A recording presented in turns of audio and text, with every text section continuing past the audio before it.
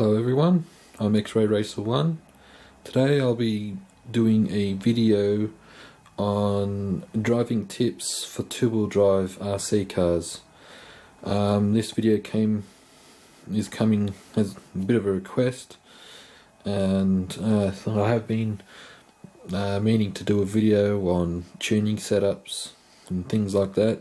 So this is a video that I've taken an initiative of doing. This video will be mainly concentrating on off-road, but the principles will also apply to on-road cars as well. Now, with two-wheel drive cars, in this case short course and a buggy, when it comes to driving, one of the most important tips I can give is this. Now you're probably thinking, well, what the hell's the finger got to do with it? Well, this is your trigger finger, or in this case, if you're using a stick remote, it'll be your thumb. With two-wheel drive cars, unlike their four-wheel drive counterparts, you just can't mash on the throttle. It helps to be very, a lot of throttle control is required. Two-wheel drives will teach you how to drive anything. I've seen it time and again with cars, with drivers with two-wheel drives, especially when they first start racing. They'll come out of a corner and they'll try to make a pass on somebody, and they'll just stand on it out of the corner. The back end kicks out, and then it's just a cloud of dust. So yeah, your trigger finger or your thumb, if you use a stick radio, is probably the most important things as a driver. And by that I mean, don't be aggressive with your driving. Now, when it comes to nitty-gritty parts with two-wheel drives, one of the next things is tyre selection. Now, on my short course here, I have Proline Badlands tyres on it. Now, with short course racing, especially if you're in a club that is very strict with their rules, these tyres are illegal to race. The kit tyres that came with this is the factory team version. The kit tyres that came with it, it had J Concepts subcultures on the rear, and the standard kit tyres that come with it on the front. And I actually found those tyres worked quite well.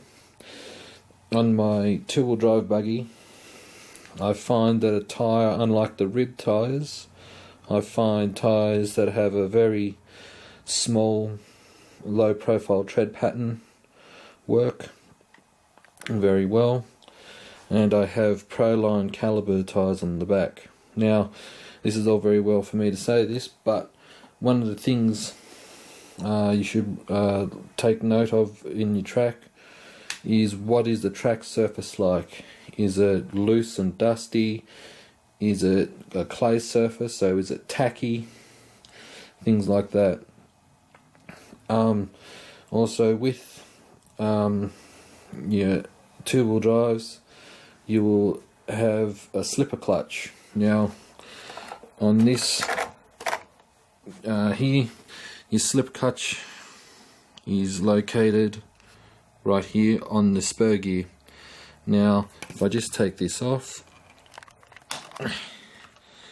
okay, in here you'll see there is a nut. It's a nylock nut, and if you look closely, you'll see a spring. Now that spring pushes on the clutch plates, and when you turn the screw or the bolt clockwise, or the nut, sorry, you turn the nut clockwise, that is tightening it. Anti-clockwise or counterclockwise, you're loosening the clutch. Now the slipper clutch, what that does is it restricts power from the motor, or restricts the power going from the motor to the wheels. So sometimes a looser clutch, that will help. It'll prevent wheel spin. That Also, there is a bit of a trade-off though. You should be careful not to loosen the clutch, slipper clutch, too much, because by doing so you can run the risk of overheating the clutch and melting it. And trust me, I have seen it happen before. I've seen clutch, not so much the clutch pads, but the spur gear in which the clutch pads are on melt just through sheer heat, and that's if you're running a very fast mod motor. Next thing you should look at is camber. Now, camber is the angle in which the wheels are. On my buggy here I have about 2 degrees negative camber on front and rear. I find that this setup works with the buggy. With my short course truck I have 0 camber whatsoever, so that means that the front wheels are completely up and down, but I have roughly about 1.5 to 2 degrees negative camber on the rear. So that will help. Now, the idea of camber is to give you lateral grip, and I find that with a short course truck, no camber on the front helps, and a bit of camber on the rear helps. Also, your toe adjustments with the buggies and short course trucks. I like to have no toe in or out on the front, and I like to have the factory set toe in on the rear. You'll get toe blocks, and what they are, you can't really see it, but you can see underneath here, sorry it's a bit dirty, where the kingpins attach. You'll have a block that's in there, sorry, to be at the back, and you get varied ones of 3, 2 and 1.5, and what that does is that's the distance, different distance where the kingpin attaches into it and it bolts in, and that determines how much toe you're going to have on the rear. With your buggies, I like to have a rear wing, or a large rear wing on the back, but there's a trade-off with that. Having a large rear wing, you do run the risk of, especially on a windy day, going over a jump, you run the risk of the car backflipping. Obviously with your short course trucks you don't have wings, although on this factory team kit I've got little side winglets, I bet you can call them. One thing with short course trucks, I haven't done this with mine, is I don't see the need to have it done, is you can cut some holes in the body at the back here to stop the parachuting effect.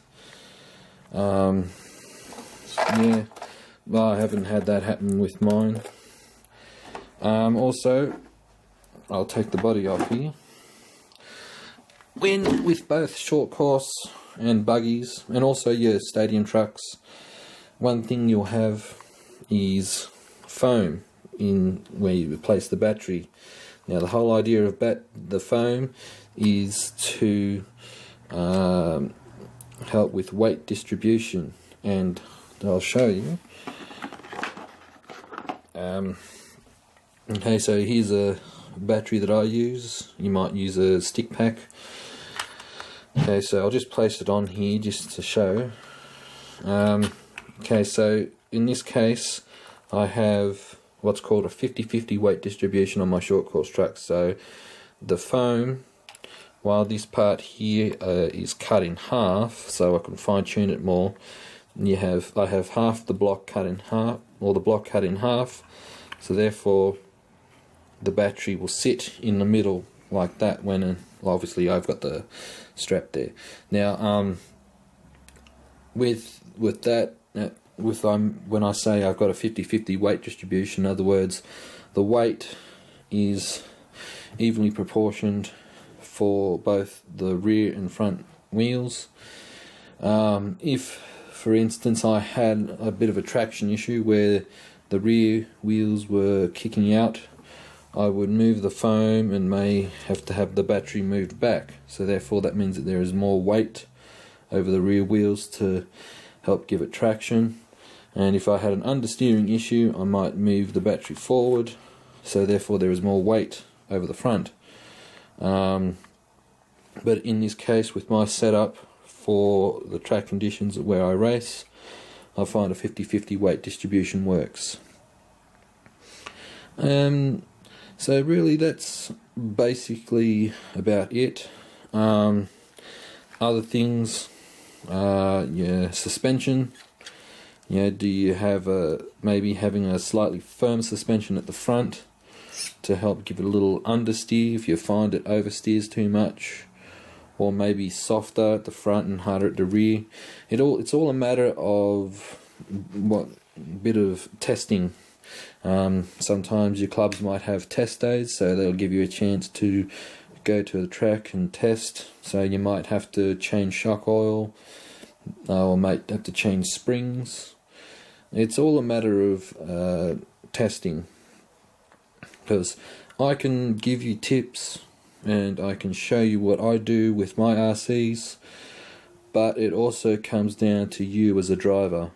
Because my driving style might vary to yours, so therefore what I show may not work for you, but this video will give you a bit of a point in the direction, and then you can vary what you do. If you have any questions, please feel free to comment below, and what I will do is I'll put a link in the description as well for both the short course racing and 1/10 racing at my club, so you can get an idea of the driving. And yeah, so that'll be it, and I hope these tips will help.